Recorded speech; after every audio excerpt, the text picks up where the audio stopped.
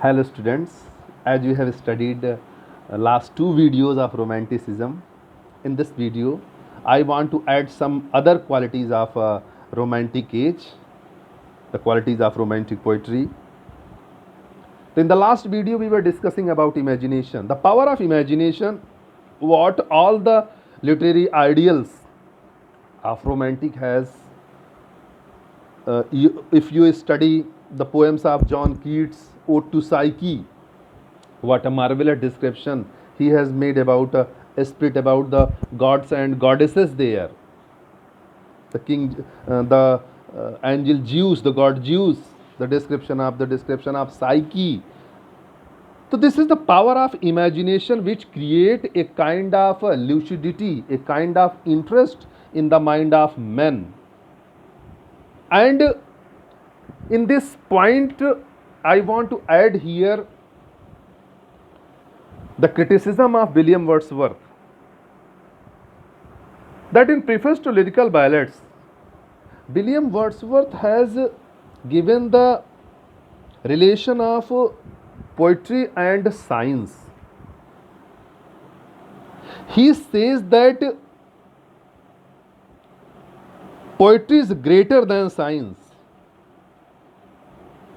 He says that poetry has power of imagination.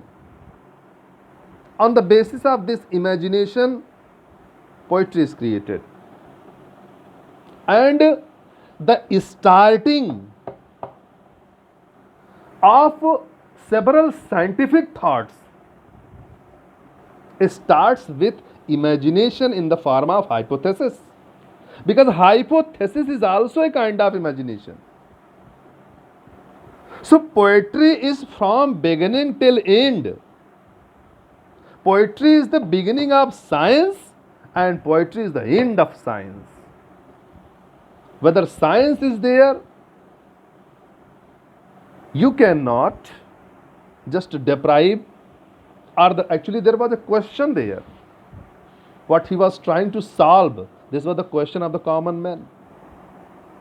What he has tried to just solve in his preface to lyrical ballads, that what will be the value of poetry like literary form in the age of science. You know that industrial revolution was there in 19th century. This was the age of industrial revolution, and in industrial revolution scientific discoveries were taking place in the society. They were just replacing the emotions from the society. Science was approaching and spreading its wings in the society. The few have concerned that in future, when science will be the first in the society, everybody will be the slave of the scientific approaches, scientific inventions. What will be the future of poetry? So William Wordsworth says that poetry will remain always, because poetry in the form of imagination, in the form of hypothesis, this is the starting of a science. So this is the imagination, what was the prime concern of romantics. And next important quality, that love of liberty. William Wordsworth and other literary artists of romantic age has described, has mentioned liberty, the freedom in his art, in his creations. And this was the effect of French Revolution, the revolution which was messaging of fraternity, equality and liberty. So this spirit was reflected in the literature of romantic age. They must not be confined in rooms and palaces. They want freedom. They want a kind of freedom in the life of nature. Freely they want to just roam on the steeps, on the mountains. They want to survive freely there without any kind of bondages and bindings. They don't want any kind of bindings, any kind of pressure on them. They said that your best can be only come only when you are free. So they have just actually behind it the effect of industrial revolution was too much. In industrial revolution, what has happened? The lands of common men, the peasants, was taken by industrialists. They have established their factories, their mills on the places of plowmen's fields, on the fields of peasants and farmers. So now the farmers and the common men were compelled either to work in those factories or in mills, or they are just compelled to work on the farms of landlords who were there. Actually, landlordship was no more there, but in the form of landlords means aristocrats, means rich men. They were just compelled to follow the orders. They were compelled to work on the orders of higher class of society. So everybody want to be free. The William Wordsworth and other literary critics' concern was this, that this land, this earth, these mountains, these rivers, these birds, they are not in the, they must not be in the hands of upper class of society. They are free for everyone. So a kind of freedom should be there. That's why the literary artist of this age has made it the subject matter of their creations. Their poetry, whether this is, or this is the novel of Walter Scott, or this is the essays of Hazlitt especially, he has well advocated the freedom, the free thinking, the free approach, doing nothing, just roam in the lap of nature to get pleasure and pleasure and pleasure. Here I want to add, students, that literary artists of neoclassical age were concerning over knowledge, as it is the age of prose and reason. 18th century neoclassical age was the age of prose and reason. So their initial concern was logic, reason, thought, and they said that poetry must have some message. It must some information. It must give you knowledge. The generation of William Wordsworth, the literary critics of 19th century romantic age, they said that poetry is not the source of knowledge. Poetry is the source of pleasure. Poetry should give you pleasure, happiness. So if happiness we are finding in the lap of nature, like mad we are just wandering here and there. If William Wordsworth is with his sister Dorothy, finding a kind of special divine pleasure in the lap of nature in Tintern Abbey. So what is use of palaces? What is the use of these pillars, tiles, sofas and beds? What is the use of all that? So he said that this kind of liberty should be the subject matter of poetry. It must not be confined in the narrowness of 18th century neoclassical age. And now this is an age of endless variety. This was not an age like 18th century neoclassical age that only heroic couplet and heroic couplet, whether this is Dryden, whether this is Alexander Pope. No. This is an age of variety. So many kinds of essays you have find in a romantic age. A different kind of novel you will find. The description of supernaturals were there. You will find odes, you will find elegies, you will find sonnets, you will find ballads. All kinds of variety of literature is available in Romantic age. The Romantic age witnessed variety of literature and variety of subject. Even subject matter is not just limited only to the higher class of society. The you know that romantic in neoclassical poetry, classicism was there, and in classicism there was a binding, there was an obstacle that you have to select the subject matter from classicals.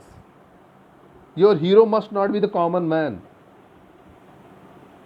That's why they have selected their characters from higher class of society, like Lord Peter, like Belinda like character, and pomp and so too much.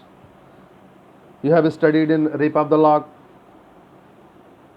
Smooth flow of the babes they fire gently play. Belinda smiled and all the world was gay. These kinds of descriptions were not there, students. The variety of literature is available in this Romantic age. Next important thing is spontaneity. I have already described. Next important thing is melancholy. Melancholy means a kind of pessimistic approach. Actually, I don't want to say pessimistic approach. A kind of high seriousness was there in the poems of Romantics. Even John Keats has written a poem that it is poem yes, Ode to Melancholy, in which poem he has described the different aspect of melancholy, the sadness. If you study P.B. Shelley, you will find a kind of sadness and melancholy. O word, O life, O time, I fall on the thorn of life, I bleed. So, literary artists of Romantic age were melancholic and sad in their tone, and this sadness was because of this world, the world which is full of glamour, this world which is full of sadness, this world which is full of help, this is full of help, this is full of you can say that in this world only crime is there, anarchy is there, exploitation is there, and in life frustration is there, in the life disturbance is there. So on account of betrayal in the love, faithlessness in the society, so these literary critics says that we are tired of all these things and better for us to be alone, and these things has created a kind of melancholic approach in the poems. Are whether this is William Wordsworth. Why, when William Wordsworth is saying the world is too much with us, so this kind of escapism, this kind of approach कि ये दुनिया में महफिल मेरे काम की नहीं, the world is too much with us, I don't want to survive in this kind of world, this is full of hate and hatred. So this is melancholic approach. And in the poems of Shelley, I have told you, this is also full of melancholic approach. And in the poems of John Keats, you have find the same kind of approach. So this melancholic approach, this sadness, is very remarkable quality of a Romantic age. And this is the literature, this is the age which is against the artificiality. What was there in 18th century neoclassical age? Only artificial subjects, only artificiality was shown in the literature. But in Romantic age, this artificiality was replaced by the original and natural thoughts. Natural things were just described in the literature of 19th century Romantic age. Pomp and show, extra affairs, glamours, and description of artificial things only show the description of aristocratic societies, the description of fashion, extra fashion like Belinda's fashion. So all these things have been just made out from the literature of romantic age, but only the simplicity, the simple things were added in the literature of 19th century. Next important thing, love for past. The romantic literary artists, especially poets, they love their past very much. They have a strong feeling for their past. I was there, that like, I was there, that like. And so much attachment they have for their past that William Wordsworth, like poets, started writing started writing a poem, and he has completed this poem after 5 years. They have studied Tintin Abbey, and they described what kind of their past was, how happy they were earlier, what kind of pleasure was there in their life. That is no more now. So in this no moreness, they always tries to console himself to remind their past. And you know that the basic thing what the romantics have, they says that pleasure is the main thing. The object of poetry, the object of literature is to provide you pleasure. Actually, you know that whether you are writing sad poem or you are writing a poem of happiness, but as a poet you are happy always. In another way we can just make you understand that few men says that I love sad songs, the songs of Mukesh, बुझता हुआ चिराग हूँ अपने मज़ार का भाई रफ़ी साहब, बाहर तो उजाला है मगर दिल में अंधेरा, समझो नहीं से राती है गम का सवेरा. तो these kinds of songs are loved by few men. कोई जब तुम्हारा हृदय तोड़ दे, तड़पता हुआ तुम्हें छोड़ दे, तब तुम मेरे पास आना प्रिय. These kinds of sad songs. It means if he is liking sad song, तो when you ask do you like, he will say yes I like very much. मजा आ जाता है, मुझे तो सैड सॉन्ग सुनने में मजा आता. It means even in sadness a kind of pleasure is there. This is the concern of romantics कि even a melancholy, even a sadness, even the remembrance of their past, they get a kind of pleasure.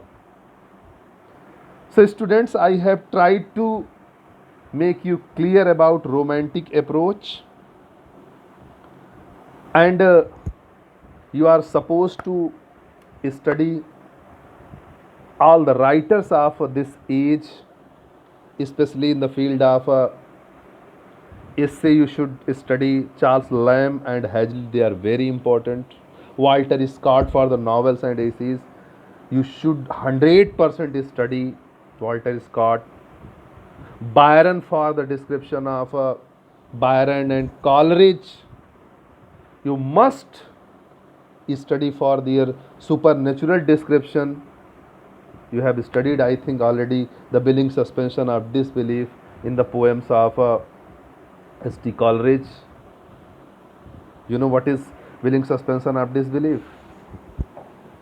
Actually, you know that so many things are there in the literature and in your even personal life when you are watching a movie. So if you use your reason, then definitely that is not possible. You cannot believe on that. A girl is now a girl, and after 2 minutes she becomes a snack. A snack is becoming a girl in Nagin film. Is it possible? Is it believable? You cannot believe. But when you are watching that movie, so for 3 hours while you are watching the movie, you suspend your disbelief and you starts believing. This is the willing suspension of disbelief, means willingly. By your will, you are suspending your disbelief that girl can never be a snake. You have just suspended that and you start believing. It seems that really it is happening. You start believing to enjoy that. This is the willing suspension of disbelief, especially in the description of supernatural elements. What S.T. Coleridge has employed in his Rime of Ancient Mariner-like poems. The students, all these things are there. You should study. You must study. You must study Walter Scott. You must study John Keats for his sensuousness. The sensuous beauty. Beauty is truth, truth is beauty. What he has made clear. And in the poem Ode to the Grecian Urn, the kind of concept what he has just described, that beauty of art is more permanent than the beauty of living things. If you are young today, definitely tomorrow you will be old. If your eyes is shining today, tomorrow definitely there will be no shining in your eyes. Your body, which is full of today power and energy, definitely tomorrow it will be no more. You will be old. You will struggle. The kind of beauty, the kind of smartness what you have today, it will not remain tomorrow. But if you want to make it permanent, so take selfie. I support selfie culture. Go to some studio and request the cameraman, just click a photo. And in young age, in a smiling mode, the picture what you have, the photo what you have, just make that in a frame, in smiling mode, in the veranda of your house, your home. Dear, you will become old. You will be old one day. But that photo will not, that portrait will not be old. In the age of 80, your smile and your beauty will not be like when you are in the age of 25, in the age of 20. The kind of smile what you have today, it will not be tomorrow. But this will be very same in the picture. Although you are 80 years of age, but in the picture you will always be in the age of 20 if you have just made a click of photo and just converted into a frame photo. So it will always be beautiful because you have converted your beauty in the form of art. The beauty of art is more permanent than the beauty of living things. If you want to study these kinds of concepts, these kinds of messages, ideas, you must study John Keats. You can study P.B. Shelley also. And in the later phase, among the novelists, you must study Jane Austen. Jane Austen must not be omitted out. She is known for her representation of feminism. She is a feminine representative. She has not selected the characters from a higher class of society. The common thing what she watch all around her. The common girls, the common disputes of the family, what kind of tension is in the mind of father and mother about the marriage of their children, what kind of approach, what kind of application we will find in the character of family members, especially in the mother's mind and father's mind, when their girls are young and waiting for the marriage. So, what kind of common practices are there in common families? What kind of atmosphere is there in domestic, in families? So if you want to study the domestic novels, the approach of domestic novels, you must study the literature of Jane Austen in the very later part. So I think students, I have tried to just to make you clear about romantic age. Students, I am saying that this is not possible to make romanticism clear within the range of 2 or 3 videos. It takes days and days to just describe it, but I have tried my best. And with this note, wish you all the best. Thank you, my dear students.